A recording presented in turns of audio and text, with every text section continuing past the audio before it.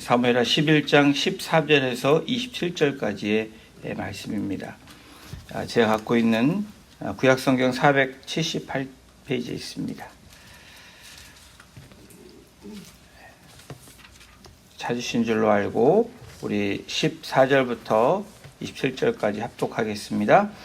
아침이 되매 다윗이 편지를 써서 우리아의 손에 들려 요압에게 보내니 그 편지에 써서 이르기를 너희가 우리아를 맹렬한 싸움에 앞세워두고 너희는 뒤로 물러가서 그로 맞아 죽게 하라 하였더라. 요압이 그 성을 살펴 용사들이 있는 것을 아는 그곳에 우리아를 두니 그 성 사람들이 나와서 요압과 더불어 싸울 때 다윗의 부하 중 몇 사람이 엎드러지고 햇사람 우리아도 죽으니라. 요압이 사람을 보내 그 전쟁의 모든 일을 다윗에게 보고할세 그 전령에게 명령하여 이르되 전쟁의 모든 일을 내가 왕께 보고하기를 마친 후에 혹시 왕이 노하여 내게 말씀하기를 너희가 어찌하여 성에 그처럼 가까이 가서 싸웠느냐 그들이 성 위에서 쏠 줄을 알지 못하였느냐 여룻베스의 아들 아비멜렉을 쳐 죽인 자가 누구냐 여인 하나가 성에서 맷돌 윗짝을 그 위에 던지매 그가 더베스에 죽지 아니하였느냐 어찌하여 성에 가까이 갔더냐 하시거든 내가 말하기를 왕의 종 햇사람 우리아도 죽었나이다 하라. 전령이 가서 다윗에게 이르러 요압이 그를 보낸 모든 일을 다윗에게 아뢰어 이르되 사람들이 우리보다 우세하여 우리를 향하여 들러 나오므로 우리가 그들을 쳐서 성문 어기까지 미쳤더라.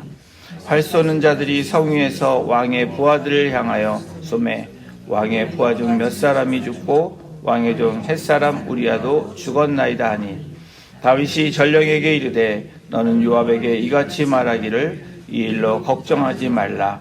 칼은 이 사람이나 저 사람이나 삼키느니라. 그 성을 향하여 더욱 힘써 싸워 함락시키라 하여 너는 그를 담대하게 하라 하니라. 우리아의 아내는 그 남편 우리아가 죽었음을 듣고 그의 남편을 위하여 소리내어 우니라. 그 장례를 마침에 다윗이 사람을 보내 그를 왕궁으로 데려오니 그가 그의 아내가 되어 그에게 아들을 낳았으니 다윗이 행한 그 일이 여호와 보시기에 악하였더라. 아멘. 어제 본문에 의해서 충성스러운 신하의 아내를 겁탈해서 임신하게 한 사실 그 자체도 하나님 보시기에 참 악한 모습인데 그 악은 거기서 멈추지 않는 것을 오늘 본문에서 우리가 보게 됩니다. 그 악이 다음 악으로 달려가는 것을 오늘 본문이 우리에게 보여주고 있습니다. 죄의 특성이 어제부터 계속해서 오늘 본문에 이르기까지 사무엘하 11장은 아주 자세하게 적나라하게 우리에게 드러내주고 있습니다. 우리 어제 본문 3절을 다시 한번 보기를 원합니다. 다윗이 사람을 보내 그 여인을 알아보게 하였더니 그가 아뢰되 그는 엘리암의 딸이요 햇사람 우리아의 아내 밧세바가 아니니까 하니 이 3절의 이 마지막 이 절을 보면 햇사람 우리아의 아내 밧세바가 아니니까 하니 알아보라고 시켰던 그 사람이 돌아와서 왕인 다윗에게 보고하는 이 말이 이 어법을 한번 생각해 보면 햇사람 우리아의 아내 밧세바가 아니니까 하니 밧세바입니다 이렇게 얘기한 게 아니고 의문문처럼 이렇게 질문을 하고 있습니다. 이 이야기를 한번 생각해 보면 왜 우리아의 아내 밧세바를 물어보십니까? 라고 다윗에게 이야기하는 이런 대화법을 우리가 생각해 볼 수 있습니다. 다시 말하면 그 우리아의 아내인 밧세바에 대해서 알아보고 온 그 사람이 우리아는 왕의 충성된 종입니다. 지금 전쟁 중에 나라 민족을 위해서 나가 싸운 당신의 충직한 종 우리아의 아내 밧세바입니다. 라고 그렇게 이야기하고 있는 장면입니다. 밧세바가 누구인지 들었던 다윗, 과거의 다윗 같으면 멈췄을 텐데 정보를 가지고 온 사람의 이야기를 듣고 그때 멈췄다면 그 일이 일어나지 않았을 텐데 여러분 죄가 번식되는 것을 우리가 보게 됩니다. 이 다윗의 욕망, 이 욕심이 죄를 낳게 됐는데 죄가 여러분 시작되면 죄의 특성은 그대로 멈추지 않는다라는 겁니다. 계속해서 죄는 달려간다는 사실입니다. 죄가 장성해지니까 그 다음으로 멈춰야 함에도 불구하고 브레이크가 망가지는 그러한 다윗의 모습을 오늘 본문에서 보게 됩니다. 멈추지 못하고 돌진하는 모습이 오늘 14절에 기록되어 있는데 우리 사무엘하 11장 죄송합니다. 우리 4절을 한번 다시 보시겠습니다. 다윗이 전령을 보내어 그 여자를 자기에게로 데려오게 하고 그 여자가 그 부정함을 깨끗하게 했으므로 더불어 동침함에 그 여자가 자기 집으로 돌아가니라. 이 3절, 4절에 나오는 이 내용, 다윗이 전령을 통해서 알아보게 하고 또 그 전령을 통해서 멈춰야 됨에도 불구하고 그 여자, 충직된 종의 아내인 여자를 데려오게 합니다. 그리고 그 여자가 부정함을 깨끗하게 한 그 이후에 동침하여서 그 여자의 집으로 돌려보내는 이 모습이 어제 본문에 나왔습니다. 이 4절에서 다윗이 얼마나 집요하게 이 죄가 커지니까 죄는 그 다음으로 옮겨가고 번식하니까 어떻게 됩니까? 3, 4절에 사용된 이 동사만 보더라도 여러분 다윗이 얼마나 능동적으로 수동적이 아닙니다. 이것은 본인이 능동적으로 행했던 모습입니다. 다윗이 본인이 목욕하는 여인을 보았다라는 겁니다. 능동적으로 행합니다. 그리고 보고 난 후에 신하 전령을 보냈다고 얘기합니다. 그리고 그 여인을 데려오게 하고 그 여인과 함께 동침했다라고 성경은 3절 4절에서 이 능동적인 동사로 다윗이 움직이고 있는 본인의 의지와 본인의 이 뜻에 의해서 움직이고 있는 모습이 보게 됩니다. 이 모든 사건의 주체가 여러분 다윗임을 분명하게 성경은 우리에게 보여주고 있습니다.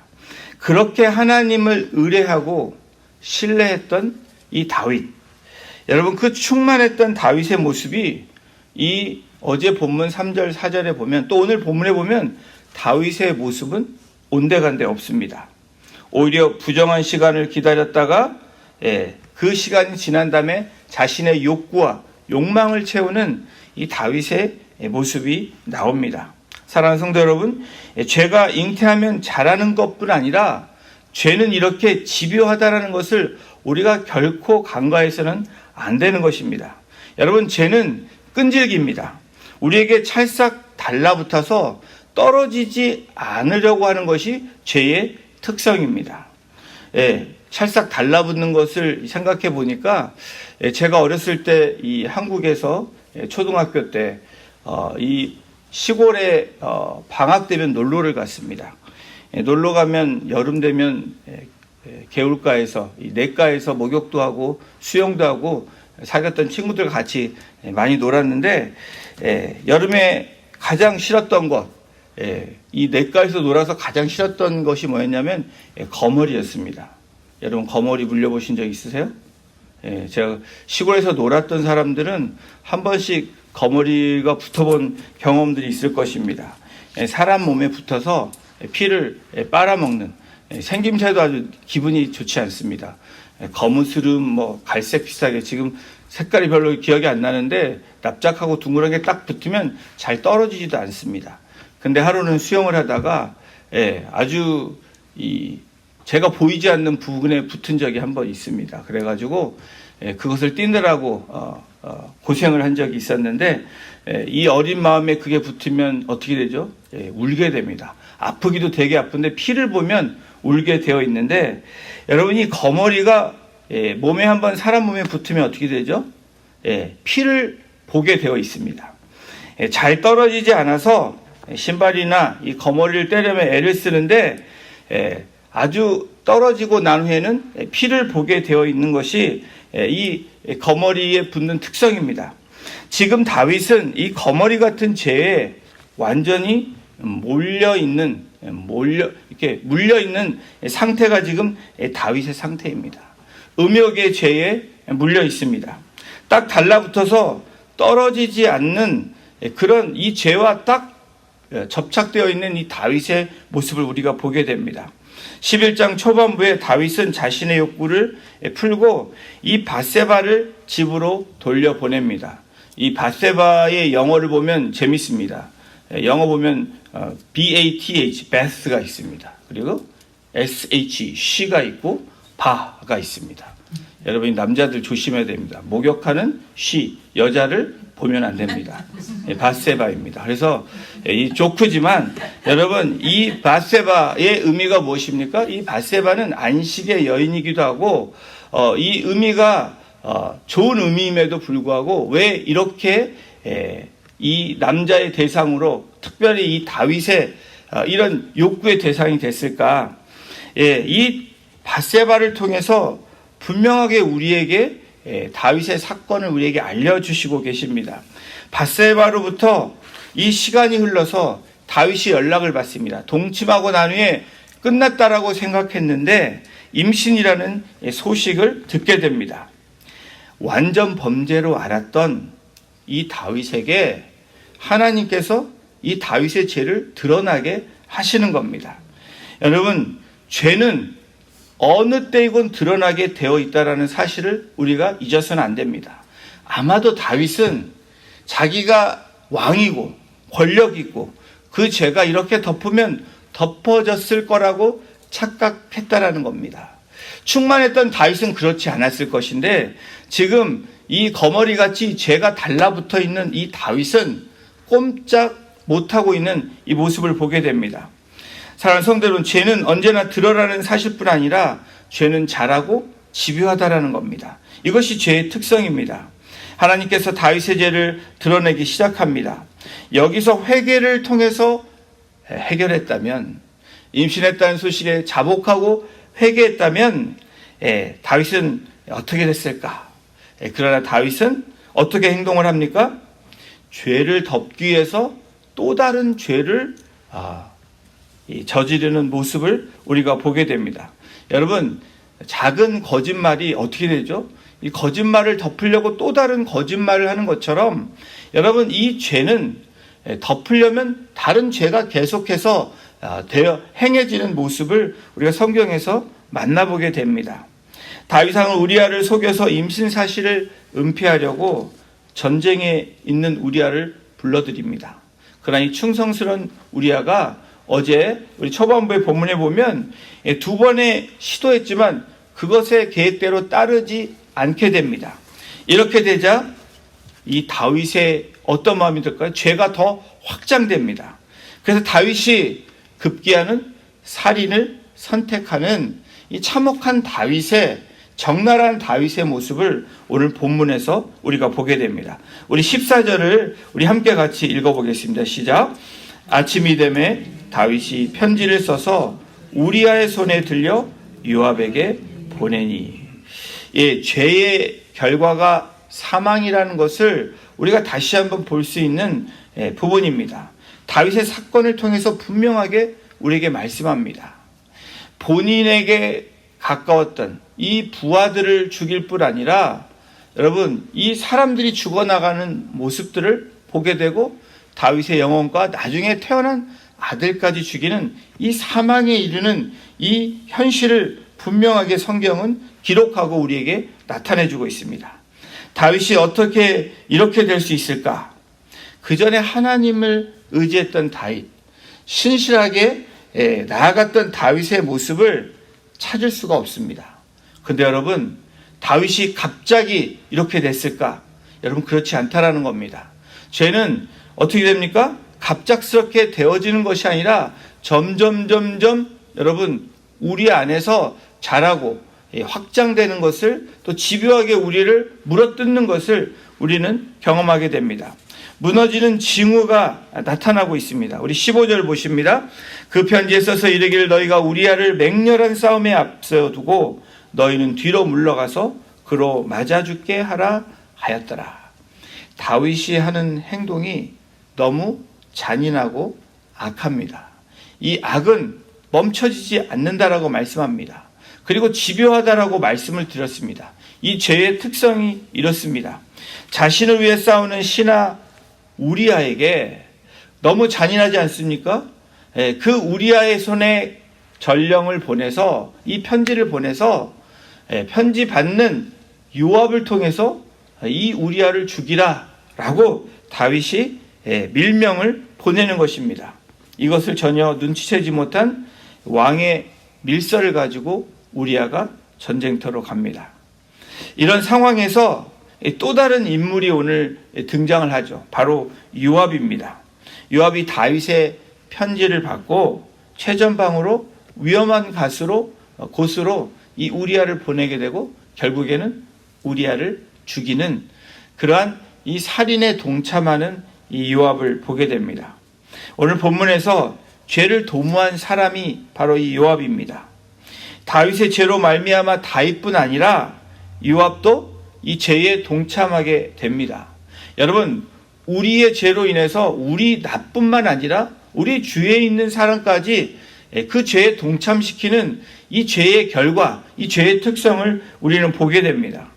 요압이 다윗의 편지를 보고 각성하고 회개함으로 이 우리아를 보호했다면 또 이런 일을 막을 수 있었을 텐데, 여러분, 다윗의 명령을 거부할 수 없는 그런 전쟁 체계, 이 질서 체계임에도 불구하고 그렇게 하지 않았으면 됐을 텐데, 하나님보다는 사람을 무서워했던 이 요압, 나름대로 충성했던 이 요압이 어떻게 되죠?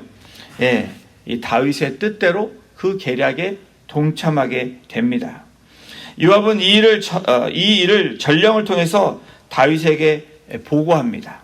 이 일로 인해서 사망에 이르는 몇 사람을 성경은 기록하고 있죠. 우리 24절을 함께 보십니다. 왕의 부하 중 몇 사람이 죽고 왕의 종 햇사람 우리아도 죽었나이다. 다윗이 우리아를 죽이라고 했지만 우리아만 죽일 수 없는 상황들이 벌어집니다. 죄를 범한 죄인의 속성이 오늘 이 본문에 드러나고 있습니다. 우리 25절을 함께 같이 읽어보겠습니다. 시작. 다윗이 전령에게 이르되 너는 요압에게 이같이 말하기를 이 일로 걱정하지 말라. 칼은 이 사람이나 저 사람이나 삼키느니라. 그 성을 향하여 더욱 힘써 싸워 함락시키라 하여 너는 그를 담대하게 하라 하니라. 다윗이 이 편지를 받습니다. 요압에게 보고받는 일로 걱정하지 말라. 이 말을 직역하면 내 눈에 나쁜 일로 보지 말라라는 겁니다.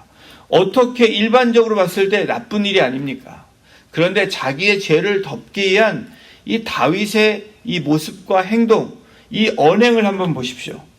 내 눈에 나쁜 일로 보이지 않게 하라. 너 그렇게 보지 말라라는 겁니다. 네가 한 일은 나를 위해 한 일이고 지극히 괜찮고 당연한 일이다 라고 이 악한 죄를 덮는 다윗의 모습이 나옵니다. 거기에서 그치지 않고 다윗이 무엇이라고 변명을 합니까? 칼이 이 사람이나 저 사람이나 삼키느니라. 죄의식이 전혀 없는 다윗을 우리는 보게 됩니다. 여러분, 이 다윗만 그렇습니까? 저와 이 다윗, 하나님의 마음에 합한 자, 그리고 하나님을 의뢰하고 신실하신 하나님을 의지했던 이 다윗, 그런 다윗이 지금 이렇게 고백하고 이렇게 말하고 있는 모습이, 여러분, 이것이 우리가 쉽게 넘어가야 되는 부분이 아니라는 것을 오늘 성경을 통해서 우리가 알 수 있는 부분입니다. 칼은 이 사람이나 저 사람이나 삼키느니라. 전쟁이 일어나 보면 죽을 수도 있어. 당연히 일반적으로 전쟁에서 그럴 수 있습니다. 그러나 이전의 다윗이라면 마음 아파했을 것입니다. 나라를 위해서 또 자기를 위해서 충성스럽게 대신해서 싸웠던 자신의 부하들을 생각했다면 다윗은 금식하면서 울고 그렇게 마음 아파했던 다윗의 모습을 봐야 되는데, 오늘 이 11장에서의 다윗의 모습은 그럴 수 있어 라고 이야기한다라는 겁니다. 여러분, 그러면서 이 다윗이 오늘 본문 마지막 절에 성경이 무엇을 기록하는지 한번 보십시오. 우리 27절을 함께 같이 읽어보겠습니다. 그 장례를 마침에 다윗이 사람을 보내 그를 왕궁으로 데려오니 그가 그의 아내가 되어 그에게 아들을 낳으리니 다윗이 행한 그 일이 여호와 보시기에 악하였더라. 여러분, 성경은 오늘 마지막에 무엇라고 이 11장을 마감하고 있습니까? 다윗이 행한 그 일이 여호와 보시기에 악하였더라. 여러분, 여기에 우리가 이 말씀에 묵상하고 집중해야 됩니다. 여러분, 우리가 모든 하는 일들이 하나님이 보시고 계시다는 겁니다. 그것을 우리가 모르지 않습니다.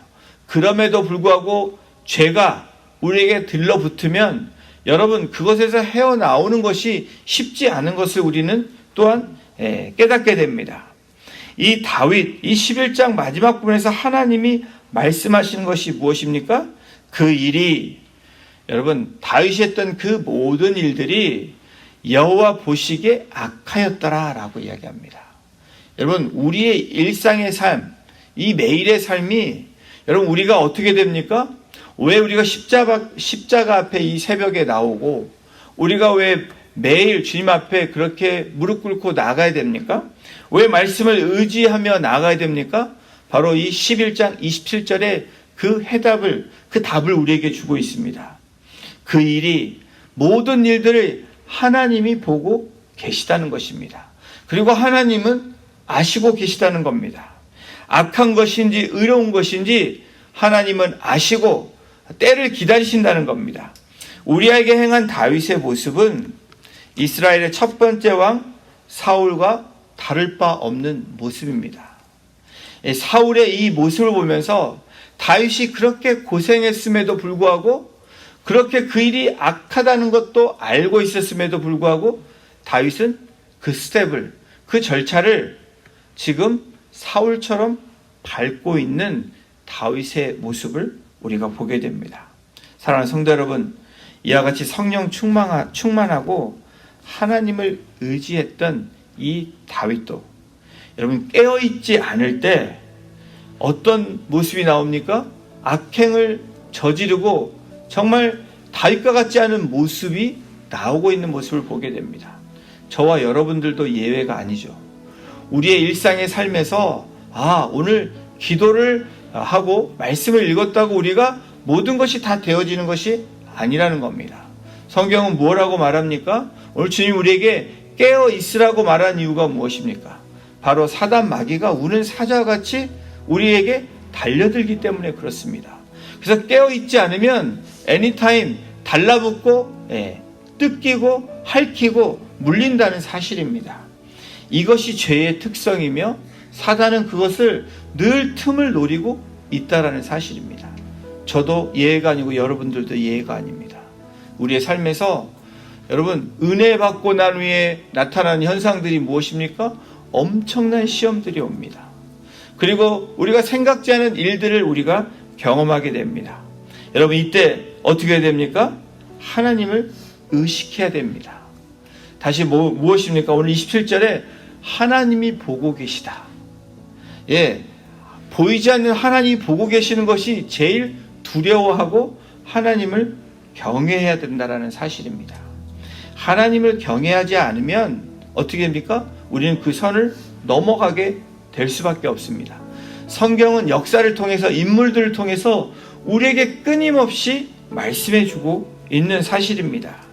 하나님을 의식하지 않으면 죄가 왔을 때 여러분 멀리하지 못한다는 겁니다.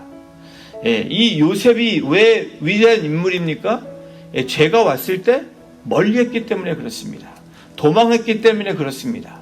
여러분, 죄가 왔을 때 내가 견디고 이길 수 있다라고 자만하고 교만하면 넘어질 수밖에 없다라는 사실입니다. 일어섰을 때 넘어질까 조심하라고 잠언 기자는 이야기하지 않습니까? 여러분, 죄는 눈덩이처럼 불어나게 되고 사망에 이르게 됩니다. 내가 사망하지 않더라도 내 영혼이 사망하게 되고 내 주위의 영혼들이 사망에 이르는 그런 영향력이 있다라는 것입니다. 우리아를 죽이고 부하들을 죽이고 그리고 나중에 자신의 아들이 죽는 결과를 다윗은 경험합니다. 사랑하는 성도 여러분, 죄가 다가올 때에 이길 수 있다고 교만하는 저와 여러분이 되지 않기를 소망해 봅니다. 우리는 삶을 돌아보고 회개해야 될 부분이 있으면 철저하게 하나님 앞에 나아가야 됩니다.